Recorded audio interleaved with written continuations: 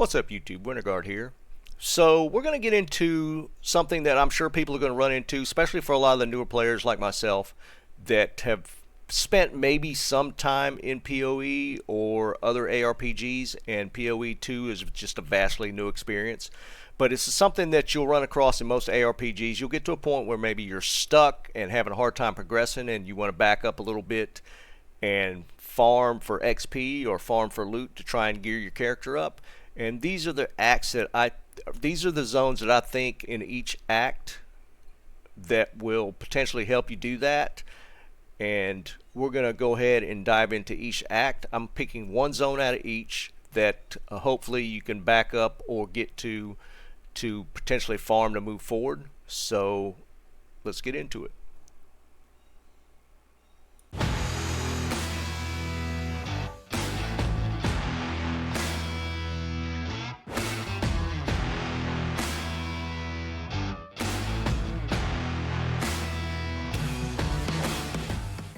So we're going to begin with Act 1. One of the easier ways to tell if an area might be viable for farming is if you look on the waypoint map, you'll see areas where there's a chest in the location. That usually points to a potential hidden stash or a vault room or something of that sort. So keep that in mind when you're looking at your waypoint map. You can see those areas as you unlock stuff. So for the one we're going to do for Act 1, this is going to be the Mausoleum of the Praetor. So one thing to keep in mind when you're doing farming, you can reset the zones after you complete. So to do that, just when you get to the waypoint map and you're going to click on the location you go to, just make sure to control click. I don't know the option for controller, so this is just for PC, keyboard, and mouse. Control click the location you're going to spawn to, and it will bring up a menu to allow you to click new, and that will reset the zone. So you can do this over and over and over. So if you're looking for a zone to farm for gear, this is the way to do it. Just reset the zone and continue farming. For the Mausoleum, there's a couple things that I look at for this. You want to potentially kill rare mobs along the way to the treasure vault or hidden room or stash or whatever you're looking for. It's going to be random every time. These maps are randomly generated. I just tend to just go left out of whatever I zone into. And eventually you'll come across this room, and what you'll notice is whenever there's a checkpoint, that's either going to be there's going to be something of interest in that location. For this case, the checkpoint, if you initially look at the room, there's just not a whole lot there. But there's this little switch on the wall, and when you click it, it opens up a hidden door, and as you can see, you get down there, it's full of gold. This is potentially great for your first starting character or low-level character, and you're just wanting to farm up a little bit of gold. You can come into this room. There's usually a couple of chests. Pick it all up and reset.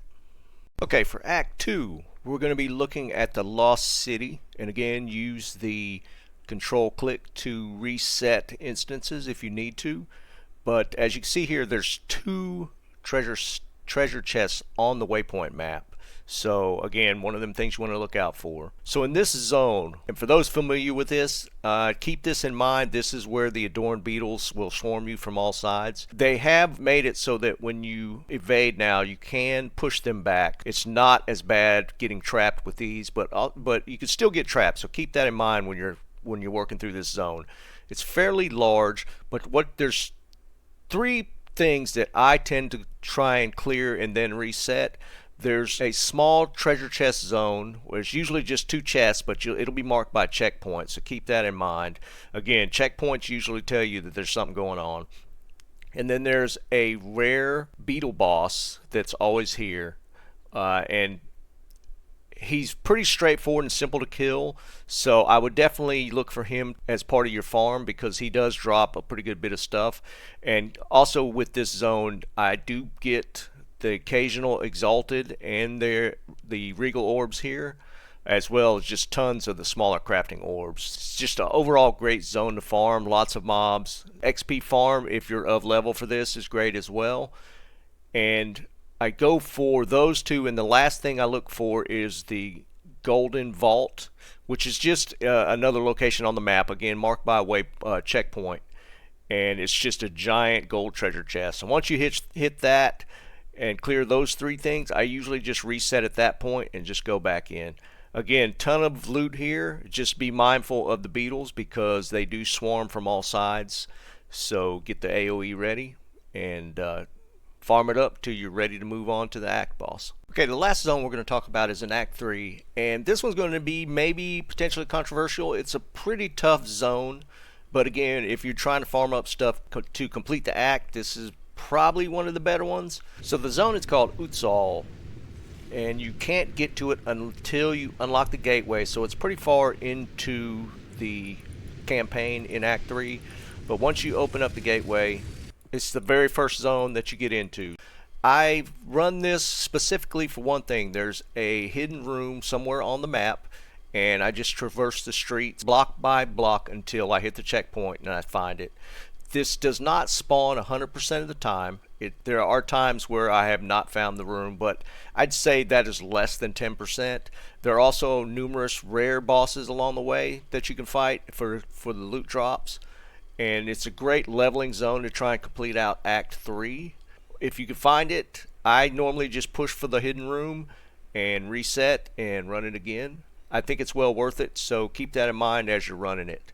So that's going to wrap it up for the zones that I enjoy farming for. This is specifically for campaign again. Remember, this is not the end game. This is just if you're stuck and you want to maybe loot farm or try and run a zone for XP, I would recommend doing these and hopefully getting some drops along the way.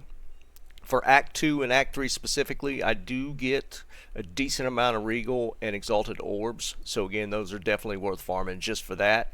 Hope you enjoyed the video. If you got anything out of it, give me a like and subscribe. You can catch me on stream on Discord. Links are in the description. Until then, keep on farming.